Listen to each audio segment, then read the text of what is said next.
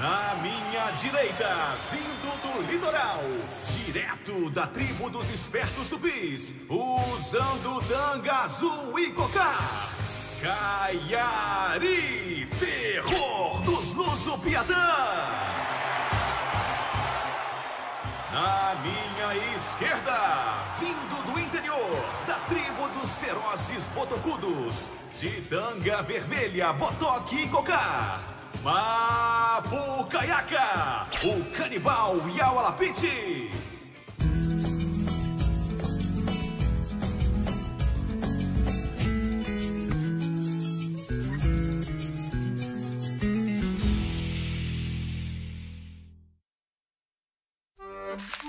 A tia Ivone me contou que o pai da mãe do meu pai, ou seja, meu bisavô paterno, o vô Peri, era um descendente de índios botocudos muito guerreiro, um lutador nas palavras dela.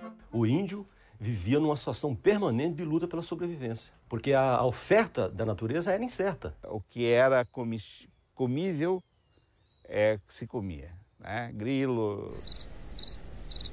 Um dos pratos preferidos dos índios era botar larva de besouro no palmito.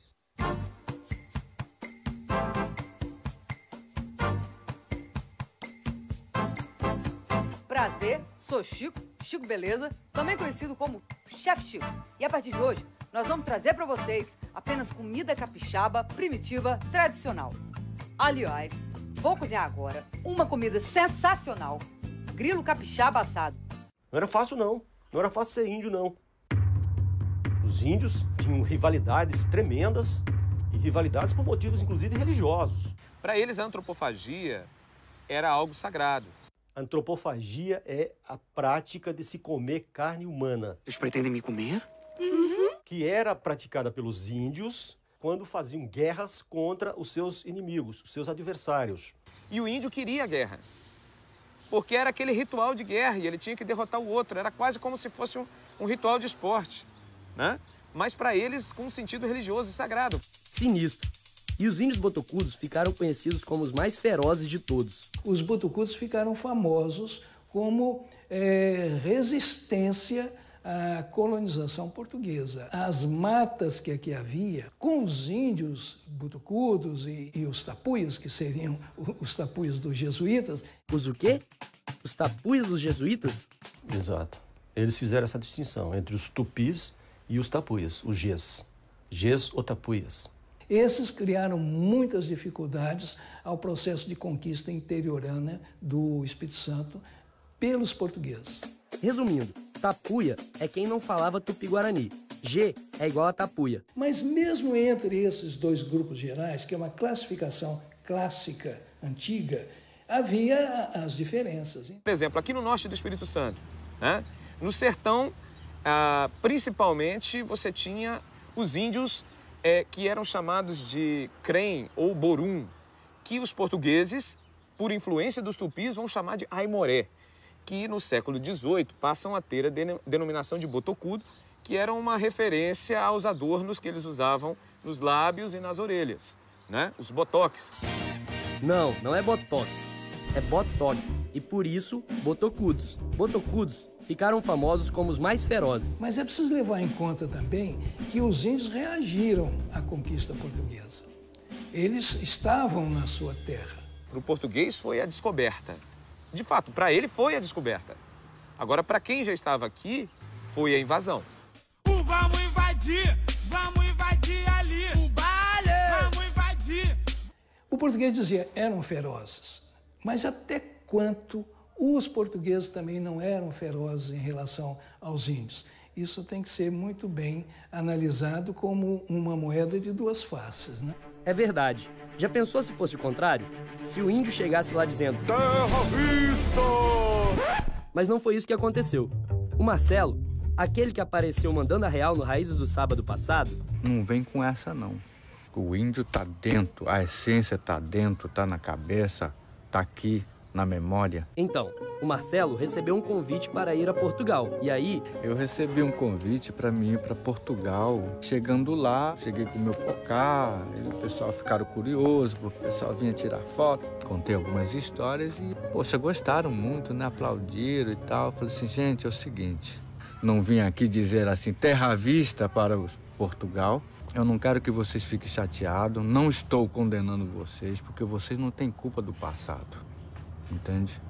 E aí o pessoal aplaudiram muito, gostaram muito e todo mundo veio conversar comigo e tal. Dei até umas aulinhas lá em Guarani lá pro pessoal, exibi o filme lá, foi muito bom. Comi da comida deles que é muito boa, fiz altas amizades lá e com certeza eu deixei alguma coisa, uma impressão boa por lá. Deixou, Marcelo, deixou uma impressão muito boa.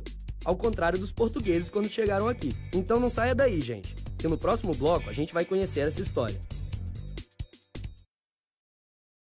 A gente contou que o Marcelo foi para Portugal e deixou por lá uma impressão muito boa.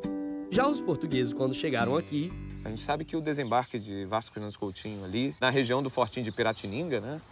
Ele não foi um desembarque pacífico, né? Não, ele chegou no domingo, ele achou que o porto ali era legal, mandou descer os escaleres para desembarcar e eles foram recebidos a flechadas. Tanto que eles tiveram que dar tiros de canhões, né, para o litoral para poder desembarcar. E os índios saíram esbaforidos correndo, eles nunca tinham visto aquilo. Depois de tomarem posse da sua parte no Novo Mundo, os portugueses devagarzinho foram tentando chegar perto dos índios e aí começaram a aprender com eles. Quando eles chegaram no Brasil, nessa terra totalmente desconhecida para eles, com essa incerteza que ficou a situação deles, o que eles trataram de fazer? Eles trataram de absorver todas as informações que os índios tinham. E as pessoas, às vezes, não percebem esse aspecto, que era uma riqueza. Essas populações indígenas eram riqueza. Olha a frase. O sabor dos ananases, ananás, né? Localiza? Em 1587, um cara chamado Gabriel Soares de Souza, impressionado com o sabor de uma fruta que ele nunca tinha visto, escreveu sobre o ananás. Oi? Ananás? Ananás é abacaxi. O sabor dos ananases é muito doce e tão suave que nenhuma fruta da Espanha lhe chega na formosura, no sabor e no cheiro. E tem mais. A farofa. Os índios eram farofeiros. Domingo de sol, adivinha pra onde nós vamos? Aluguei um caminhão, vou levar a família na praia de Ramos. Eles faziam o quê? Pegavam o peixe, muqueavam, assavam na brasa, né? Bem sequinho, aí levavam no pilão, misturava com farinha e fazia a chamada farinha de guerra. E até hoje, nós aprendemos umas receitinhas com eles. O arroz nós chamamos de utim, né? A gente faz um tipá também, né? Que é um tipo de pão feito de trigo.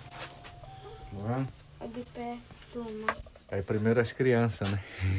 Mas voltando à história, depois de aprender com os índios, os portugueses começaram a usar os índios.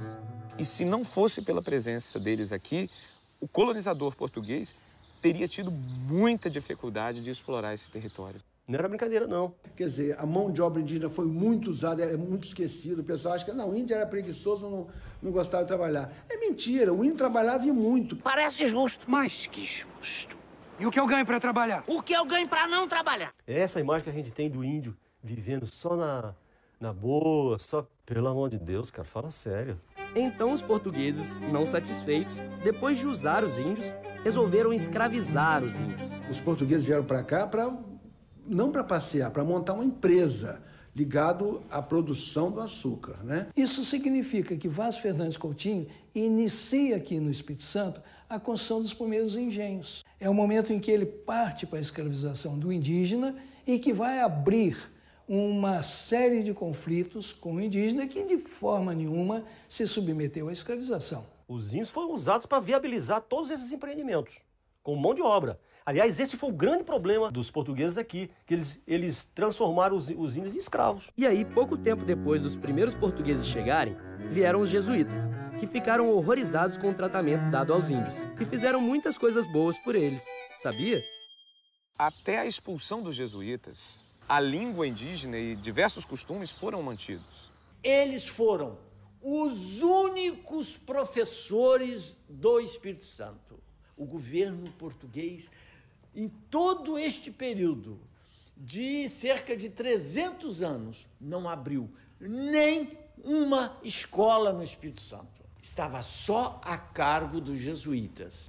Mas por outro lado, eles também tentaram enquadrar os caras. Os jesuítas tinham o entendimento de que era preciso salvar os índios cristianizando-os. Era uma massa de gente à disposição da catequese. Eles vieram para catequizar. E tentavam enquadrar o índio no modelo cristão de família. O pai, a mãe, os irmãos, os filhos ali, né? Resumindo, tudo tem dois lados. E mais uma vez, vamos cantar. Tudo é relativo, tudo tem o seu valor. Pois é, eu tô aprendendo que a história é assim, feita de registros, da memória, e que ela muda o tempo todo. E no próximo sábado vai mudar de novo, porque tem novas histórias e mais raízes para vocês. Não existe documentos provando que Vasco Fernandes Coutinho e sua comitiva chegou exatamente no dia 23 de maio de 1535, onde hoje é a prainha em Vila Velha. Não existe isso.